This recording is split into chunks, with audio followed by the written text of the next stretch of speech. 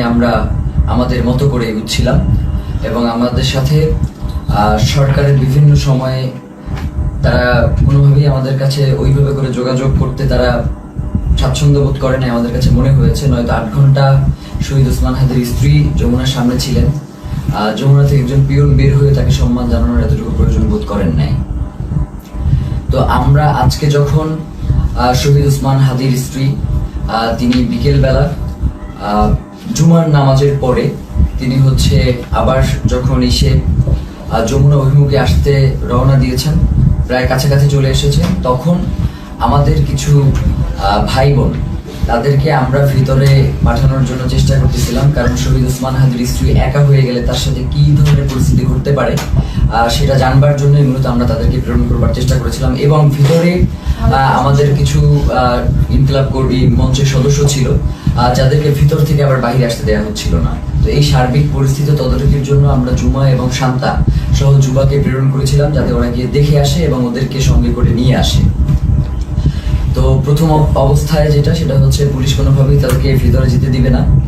তো ওরা অনেকভাবে বোঝানোর চেষ্টা করেছে কিন্তু কোনোভাবেই ওরা মানতে ছিল না। পরবর্তীতে আমরা বলেছিলাম যে এবং এটা তো একদম খুবই সহজ ব্যাপার, 1 মিনিটের ব্যাপার, আমাদেরকে সরিয়ে দেওয়া এই ওখান থেকেই করা।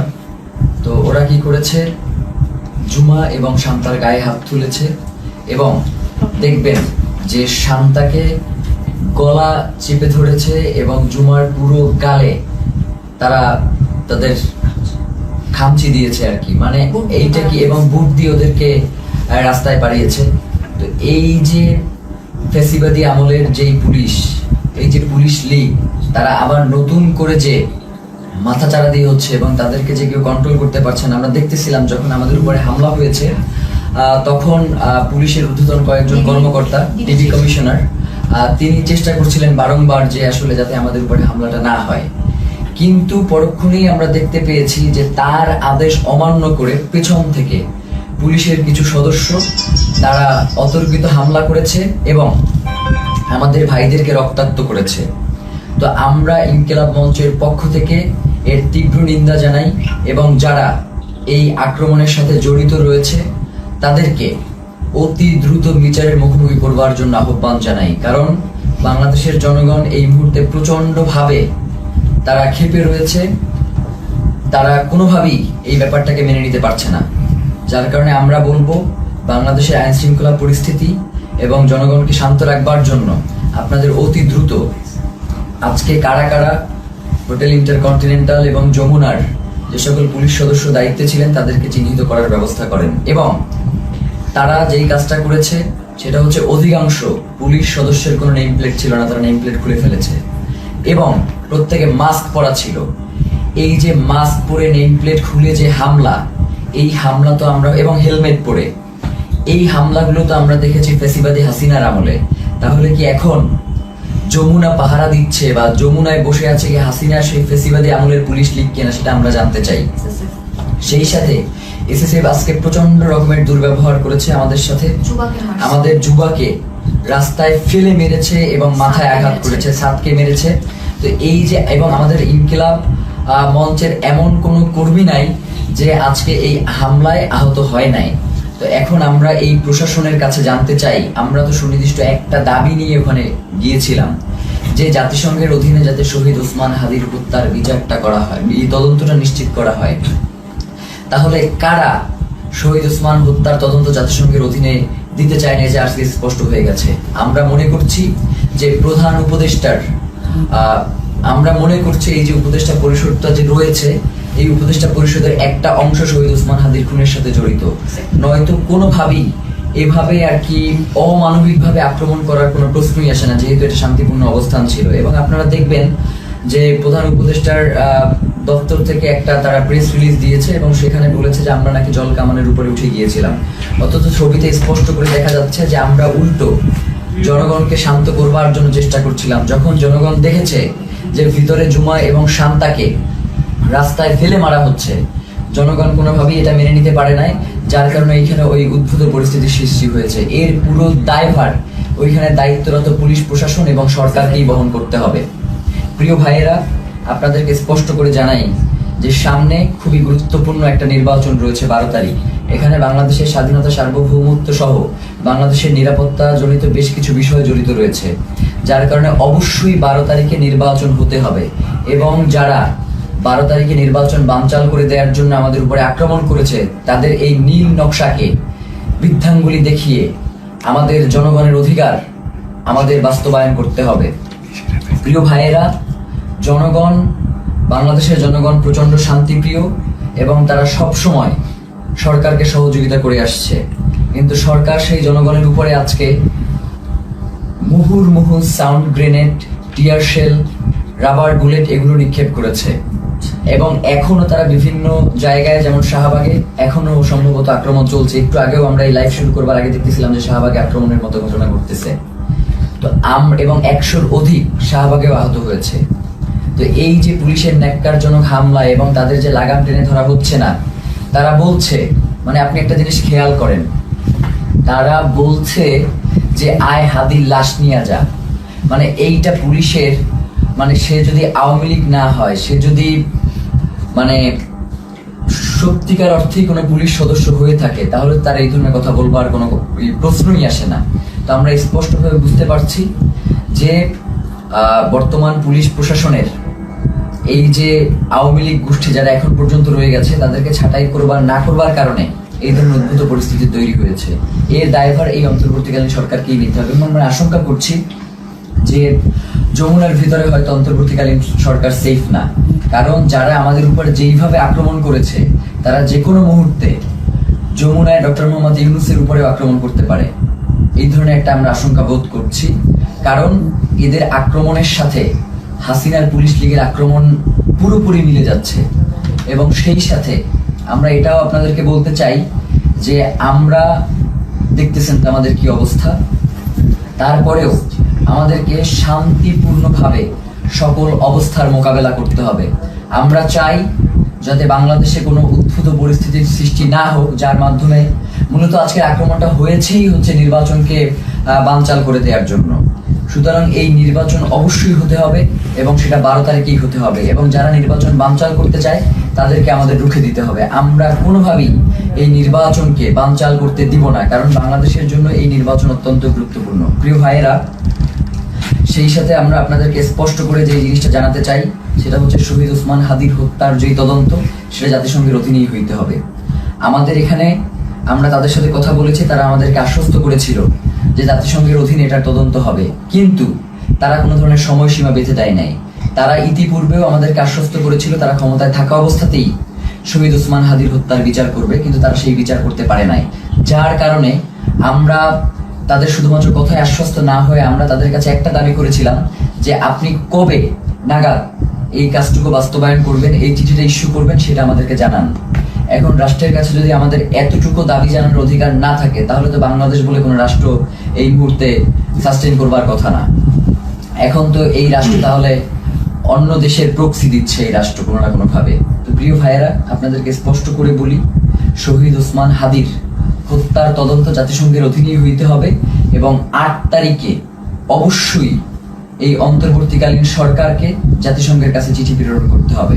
প্রিয় ভাইরা, এক্ষেত্রে আমাদের কিছু দাবি রয়েছে। চিঠি শুধু প্রেরণ করলেই হবে না, চিঠির ভিতরে নিম্নলিখিত আমরা যে বিষয়গুলো বলবার চেষ্টা করছি সেগুলো অন্তর্ভুক্ত থাকতে হবে। প্রথমত, সরকারকে UNOSCHR কে অনুরোধ করতে হবে যেন তারা শহীদ ওসমান হাদি হত্যাকাণ্ডে একটি স্বাধীন ও নিরপেক্ষ ইন্ডিপেন্ডেন্ট ফ্যাক্ট ফাইন্ডিং ইনভেস্টিগেশন পরিচালনা করে। এই তদন্তের স্পষ্ট কার্যপরিধি থাকবে যাতে ঘটনার সত্যতা নির্ধারণ, দায়ী ব্যক্তি ও তাদের সহায়ক নেটওয়ার্ক শনাক্তকরণ এবং জবাবদিহিতা নিশ্চিত করে করণীয় সুপারিশ অন্তর্ভুক্ত থাকবে। সরকারকে অনুরোধ করতে হবে যেন তদন্তে শুধু সরাসরি হামলাকারীদের নয়, বরং আড়ালে থাকা পরিকল্পনা, ষড়যন্ত্র, জড়িত থাকা বা সহযোগিতা, সহায়তা প্রদান কিংবা আশ্রয় প্রশ্রয় ও চিহ্নিত করা হয়, যা হত্যাকাণ্ড ও পরবর্তী পালিয়ে যাওয়াকে সম্ভব করেছে। মূল কথা হচ্ছে, খুন যারা করেছে, খুনের পেছনে যারা পরিকল্পনা করেছে, এখন পর্যন্ত খুনিদেরকে যারা আশ্রয় প্রশ্রয় দিয়ে রাখছে, তাদেরকেও এই তদন্তের মাধ্যমে উদ্ঘাটন করে নিয়ে আসতে হবে। সরকারকে পূর্ণ সহযোগিতার নিশ্চয়তা দিতে হবে। এতে প্রাসঙ্গিক প্রমাণ ও স্থানসমূহে প্রবেশাধিকার অন্তর্ভুক্ত থাকবে। একই সঙ্গে রাষ্ট্রীয় বা অরাষ্ট্রীয় কোনো পক্ষের হস্তক্ষেপ না হওয়ার নিশ্চয়তা প্রদান করতে হবে। কিছু অভিযুক্ত সন্দেহভাজন বিদেশে পালিয়ে থাকতে পারে এমন প্রতিবেদনের প্রেক্ষিতে সরকারকে OSCHR এর সহায়তা চাইতে হবে, যাতে স্ট্রাকচার্ড ক্রস বর্ডার কোঅপারেশন নিশ্চিত হয়। এর মধ্যে লিগ্যাল অ্যাসিস্ট্যান্স ও ইনফরমেশন শেয়ারিং অন্তর্ভুক্ত থাকবে, যাতে দায়ীরা জবাবদিহিতা এড়িয়ে যেতে না পারে।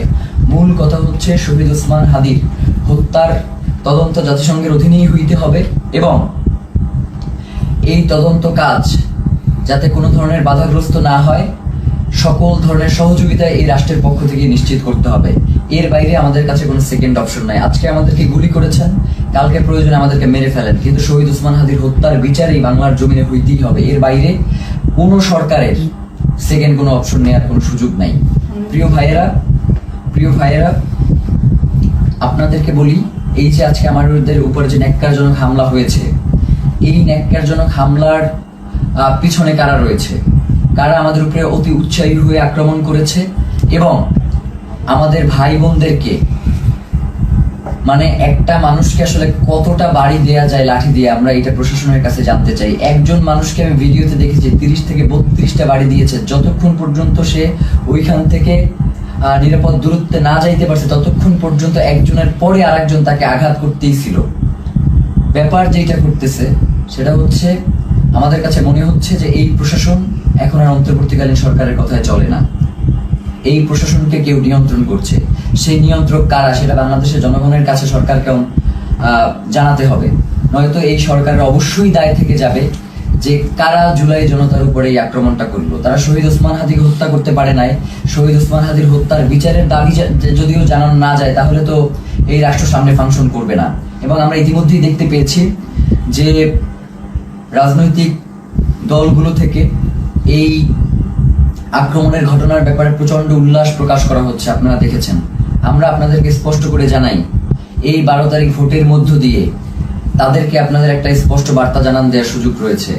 আপনারা 12 তারিখ তাদেরকে ভোটে পরাজিত করে ইনসাফ ও বাংলাদেশের স্বাধীনতা সার্বভৌমত্বের একটা রাষ্ট্র গড়ে তুলবেন, এমনটাই আমাদের প্রত্যাশা। এবং গণভোটে অবশ্যই আপনারা হ্যাঁ দিবেন, কারণ জুলাই সনদ বাংলাদেশের জন্য অত্যন্ত গুরুত্বপূর্ণ।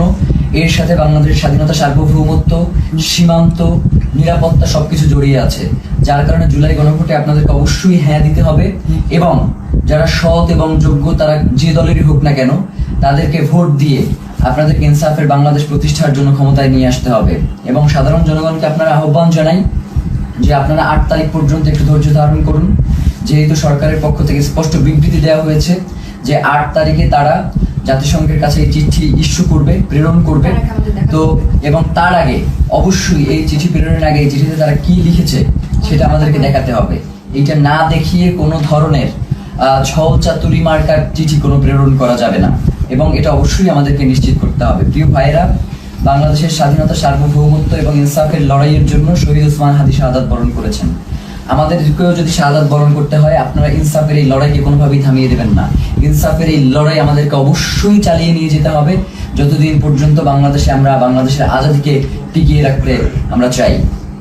আমার আশেপাশের 2 জন প্রচন্ডভাবে আক্রান্ত হয়েছে, আমি নিজে আক্রান্ত হয়েছি। আমার এবং আমাকে এবং প্রত্যেকের মাথা টার্গেট করে, এই যে আমার পাশে সালাউদ্দিন আম্মার বসে আছে, ওকে মাথা লক্ষ্য করে গ্রেনেড নিক্ষেপ করা হয়েছে, কিন্তু আল্লাহকে বাঁচিয়ে দিয়েছে যে সেটা জায়গা মতো ওরা নিক্ষেপ করতে সক্ষম হয়নি। ওর মুখে সেলাই দিতে হয়েছে, ওর হাতে ব্যান্ডিজ, জুমার গালের প্রত্যেকটা জায়গা আছড়ানো, মাথায় বাড়ি দিচ্ছে, শান্তাকে গলা টিপে ধরেছে। আমাদের এবং ইনকিলাব মঞ্চের যারা ভিতরে ছিল, আমাদেরকে ওখান থেকে আমাদেরকে গুলি করে, রাবার বুলেট নিক্ষেপ করে সরিয়ে দেওয়ার পরে তারা আমাদের যে সকল ভাই ভিতরে আটকা ছিল, শত শত পুলিশ গিয়ে তাদেরকে নির্বিচারে পিটিয়েছে। ফাহিম সহ 2-3 জনের হাত ভেঙে গিয়েছে এই পিটানে। আমরা আমাদের আরেকজন কর্মী, যার অবস্থা খুবই সংকটাপন্ন ছিল, যাকে অক্সিজেন দিয়ে তারপরে হসপিটালে নিয়ে আসতে হয়েছে এবং তাকে প্রচন্ডভাবে মাথায়, হাতে, কোমরে সব জায়গায় এত পেটানো হয়েছে যে সে এখন ট্রমাটাইজড। আমরা জানাতে চাই, এই সরকারকে বলতে চাই, আপনি অতি দ্রুত কারা এই আক্রমণ করেছে তাদেরকে চিহ্নিত করে বিচারের মুখোমুখি করেন, নয়তো যে কোনো পরিস্থিতির জন্য আপনাকে অবশ্যই দায়ী থাকতে হবে। কারণ বাংলাদেশের জনগণ ততক্ষণ পর্যন্তই শান্তিপূর্ণ যতক্ষণ পর্যন্ত জুলাইয়ের প্রেক্ষাপট তৈরি না হয়। আপনারা কিন্তু খুব তাড়াতাড়ি একটা জুলাইয়ের প্রেক্ষাপট তৈরি করে ফেলতেছেন। এখন যদি আপনারা এটাকে কন্ট্রোল করতে না পারেন তাহলে বাংলাদেশের স্বাধীনতা, সার্বভৌমত্ব কিন্তু টিকবে না। এবং আপনাকেও, প্রধান উপদেষ্টা আপনি আছেন, আপনি আমেরিকাতে চলে যাবেন সেটা হবে না। আমাদের কাছে জবাবদিহি করে এরপরে আপনাকে আমেরিকা যেতে হবে যে কেন জুলাই জনতার উপরে, শহীদ ওসমান হাদির ভাই বোনদের উপরে এভাবে ন্যাক্কারজনক হামলার মতো ঘটনা ঘটানো হলো। ছাত্র ভাইদেরকে উদ্দেশ্য করে বলি যে আমাদেরকে ধৈর্য ধারণ করতে হবে এবং আমাদেরকে এই লড়াই কৌশলের মধ্য দিয়ে আমাদের যাতে মনোবল ভেঙে না যায় আমাদেরকে সে ব্যাপারে সচেষ্ট থাকতে হবে। এই লড়াই তো একদিনের লড়াই না, আমাদের আজাদির লড়াই চলছে এবং আজাদির এই লড়াই চলবে। আমাদের এখন পিঠ থেকে গিয়েছে, আমাদের আসলে আর পিছনে যাওয়ার কোনো সুযোগ নাই। এখন থেকে আমাদেরকে সামনেই এগিয়ে যেতে হবে। 8 তারিখ পর্যন্ত যেহেতু সরকার সময় চেয়েছে, আমরা সরকারকে সেই সময়টুকু দিলাম। সে যদি এই সময়টা আগেই ঘোষণা করতো তাহলে তো এই ধরনের কোনো পরিস্থিতি তৈরি হতো না। যার কারণে আমার কাছে মনে হয় যে সরকার ইচ্ছাকৃতভাবে এই ঘটনা ঘটিয়েছে। এর দায়ভার সরকারকেও বহন করতে হবে। বাংলাদেশের জনগণ এই অন্তর্বর্তীকালীন সরকারকেও ছেড়ে দেবেন, এটা বলে দিলাম। আজকের মতো আমরা সবাই প্রচন্ডভাবে আহত অবস্থায় এখানে বসে রয়েছি। ফাহিমের দেখেন যে পুরো ট্রাউজারটা ওর রক্তে লাল হয়ে আছে, আমার পুরো পাজামার রক্তে লাল হয়ে আছে, ওর পুরো হাত আঙুল ভেঙে গেছে, মুখে সেলাই দেয়া, এবং এইভাবে প্রত্যেককে এমন ভাবে আক্রমণ করা হয়েছে। আল্লাহ আমাদেরকে রক্ষা করেছেন, নয়তো তাদের যেই ধরনের আজকে আক্রমণের ভূমিকা ছিল তারা আমাদেরকে খুন করবার উদ্দেশ্য নিয়ে এই আক্রমণটা করেছে। তো আমরা আমাদের এক ভাইকে হারিয়েছি, আমাদের কোনো হারানো, এরপরে যদি আমরা আমাদের কোনো ভাইকে হারাই, এরপরেও নির্বাচন দিতে হবে, নির্বাচন পেছানো যাবে না। নির্বাচনের পরে যে রাজনৈতিক দল ক্ষমতায় আসবে তারা যদি এই ব্যাপারে কোনো সুষ্ঠু পদক্ষেপ না নেয়, আমরা শুধু বলি ব্যাপারটা এমন না, আমরা তাদের জীবনকে জাহান্নাম বানাই দিব বলছি, তাদের জীবনকে জাহান্নাম